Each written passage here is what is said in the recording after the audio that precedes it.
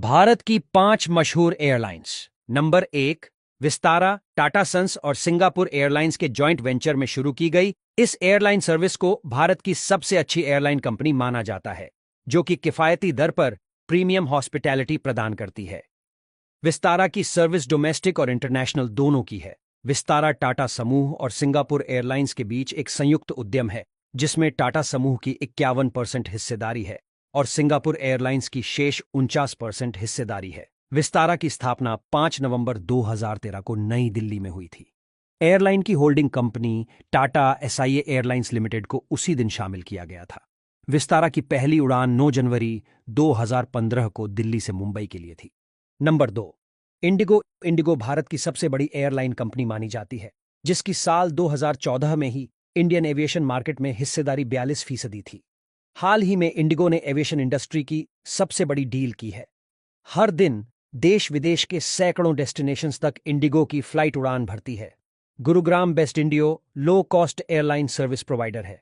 राहुल भाटिया और राकेश गंगवाल ने 2006 में एक निजी कंपनी के रूप में इंडिगो की स्थापना की और अगस्त 2006 में इसका परिचालन शुरू हुआ। 2012 में इंडिगो यात्री बाजार हिस्सेदारी के हिसाब से भारत का सबसे बड़ा वाहक बन गया। 2022 में ओएजी ने इंडिगो को दुनिया की 15वीं सबसे समय पाबंद एयरलाइन के रूप में स्थान दिया। Number 3, air India. Air India काफी उतार चढ़ाव के दौर से गुजरती रही है, लेकिन पिछले साल जनवरी में टाटा द्वारा इसे अधिग्रहण किए जाने के बाद से इसमें काफी सारे परिवर्तन देखने को मिल रहे हैं। एयर इंडिया लो कॉस्ट और सबसे ज्यादा लगेज कैपेसिटी के लिए जानी जाती है, जेआरडी।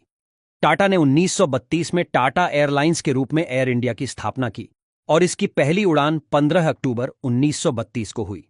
टाटा ने कराची से बॉम्बे के जुहू हवाई अड्डे और फिर मद्रास अब चेन्नई तक डाक लेकर पहली उड़ान खुद उड़ाई। एयर इंडिया की पहली अंतर्राष्ट्रीय उड़ान 1948 को हुई थी। Number 4, spice jet. Low cost airline spice jet के फ्लाइट देश विदेश के कई गंतव्यों तक यात्रियों को पहुंचाने का प्रमुख जरिया हैं। स्पाइस जेट यात्रियों के लिए लग्जरी और कंफर्ट से जुड़ी कई सर्विस ऑफर करती है। साल 2005 को दिल्ली से मुंबई के लिए अपनी पहली उड़ान के साथ परिचालन शुरू किया। एयरलाइन का मुख्य केंद्र दिल्ली इंदिरा गांधी अंतर्राष्ट्रीय हवाई अड्डा है और यह पूरे भारत में घरेलू गंतव्यों को सेवा प्रदान करता है। स्पाइस जेट भारत की सबसे बड़ी एयरलाइनों में से एक है। एयरलाइन का लक्ष्य भारतीयों के लिए उड़ान को अधिक किफायती और सुलभ बनाना है और यह लगातार नए गंतव्यों को जोड़ रही है। Number 5, air Asia. Air Asia Bharat की किफायती एयरलाइन कंपनी मानी जाती है, जो भारत में 10 साल से ज्यादा समय से एक्टिव है और यात्रियों को काफी सारे डेस्टिनेशंस तक पहुंचाती है। पूर्ण सेवा एयरलाइन एयर एशिया की स्थापना 1993 में हुई थी और इसका परिचालन 18 नवंबर 1996 को शुरू हुआ था। एयर एशिया इंडिया टाटा समूह और एयर एशिया के बीच एक संयुक्त उद्यम ने 2014 में चेन्नई में अपने बेस के साथ भारत में परिचालन शुरू किया।